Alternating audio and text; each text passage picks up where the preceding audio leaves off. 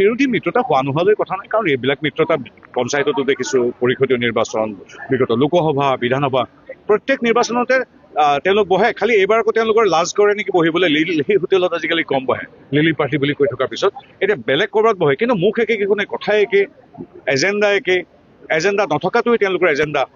অনৈতিক এটা এলায়েন্স, যিটো এলায়েন্স বাকী জাতীয়তাবাদীৰ কথা কোৱা মানুহে 860জন তেজাল অসমীয়াক গুলীয়াই হত্যা কৰা, কংগ্ৰেছৰ ওচৰত ভৃত্য হোৱা যিসকল ব্যক্তি, যি ৰুমৰ পৰা ওলাই আহি আকৌ জয়াখন বুলি কয়, এইবিলাক মানুহে বুজি পায় যে 860জন মানুহক গুলীয়াই হত্যা কৰা কংগ্ৰেছৰ ওচৰত যি দুটা দল বা তিনিটা দল আঁঠু ল'ব পাৰে, তেওঁলোকৰ কি ৰাজনৈতিক সততা আছে সকলোৱে জানে। গতিকে এইখিনি নতুন নহয়, তেওঁলোকক প্ৰত্যেকবাৰে প্ৰত্যাখ্যান কৰে। আমি ভাবোঁ তেওঁলোকক প্ৰত্যাখ্যান কৰা নকৰাটো সেইটো ৰাইজে সিদ্ধান্ত ল'ব, আমি নাপাতো। আমি এটাই কথা কৈছোঁ, মুখ্যমন্ত্ৰী মহোদয়ে যিদৰে জন আশীৰ্বাদ যাত্ৰাৰে অসমবাসীৰ আশীৰ্বাদ বিচাৰি আছে, আমি এই মুহূৰ্তত আজিৰ তাৰিখত এই যোৰহাট লোকসভাতো বিভিন্ন সমষ্টিত আমি ৰাইজৰ আশীৰ্বাদ বিচাৰিছোঁ। আমি নিশ্চিত ৰাইজে আশীৰ্বাদ দি আমাৰ সমষ্টি উন্নয়নৰ যি ধাৰা, সেই ধাৰাক আৰু অধিক দ্ৰুতগামী কৰাৰ লগতে এখন শক্তিশালী, বিকশিত, সুৰক্ষিত অসম গঢ়িবৰ বাবে মোদী ডাঙৰীয়া আৰু হিমন্ত বিশ্ব শৰ্মা ডাঙৰীয়াই আশীৰ্বাদ দিব। 5বাৰৰ সন্মানীয় বিধায়ক, 5বাৰৰ সন্মানীয় বিধায়ক ৰূপজ্যোতি কুৰ্মী মাটিৰ লগত মিলি মানুহৰ সৈতে একেলগে থাকে। তেওঁ সদায় মানুহে আশীৰ্বাদ দি আহিছে আৰু প্ৰতিদ্বন্দ্বীসকল আহিবই।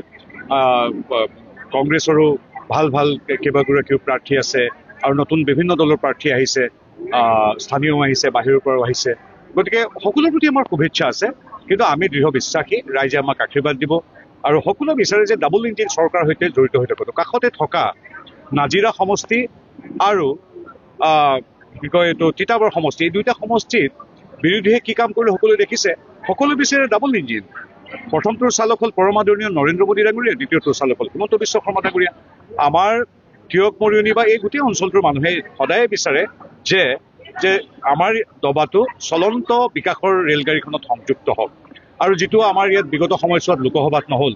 এতিয়া আমি সেইকাৰণে কষ্ট কৰিবলগীয়া হৈছে, কাৰণ স্থানীয় সাংসদজনে যিদৰে একো কৰিব নোৱাৰে, তিতাবৰ তেতিয়া আমি কাম কৰিবলগীয়া হৈছে, তাৰ স্থানীয় বিধায়কজনে হোৱা নাই। তাৰ বিপৰীতে এতিয়া অতি সপ্ৰতিভ আমাৰ সন্মানীয় ৰূপজ্যোতি কুৰ্মীক বিকাশৰ যি ধাৰা বোৱাইছে ডক্টৰ হিমন্ত বিশ্ব শৰ্মাদেৱৰ সহযোগত, স্কুল, কলেজ, মই আজিয়ে প্ৰায় 4-5খনমান দলং উদ্বোধন কৰি আহিছোঁ, আমাৰ আধাৰশিলা স্থাপন কৰিছোঁ, একেবাৰে সীমান্তৱৰ্তী এলেকাৰ পৰা বিভিন্ন গাঁৱলৈকে, এই টিখৰ গাঁৱলৈকে, টিঙৰ গাঁৱলৈকে। গতিকে এইবিলাক হ'ল বিকাশ।